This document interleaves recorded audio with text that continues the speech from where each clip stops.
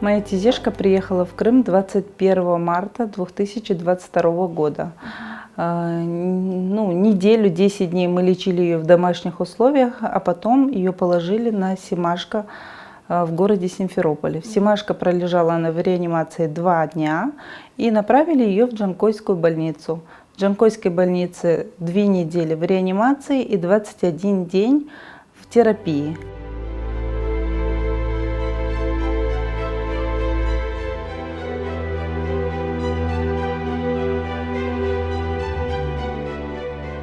Самое малое – это 100 тысяч. 100 тысяч уходит в месяц, смотря сколько процедур в месяц. Нам надо сейчас вытянуть еще 2 месяца.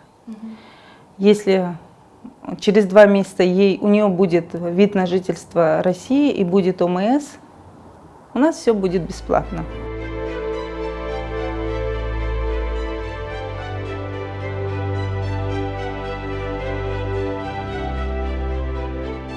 Вот мы оказались в такой ситуации тяжелой и просим всех неравнодушных помочь нам в нашей тяжелой ситуации.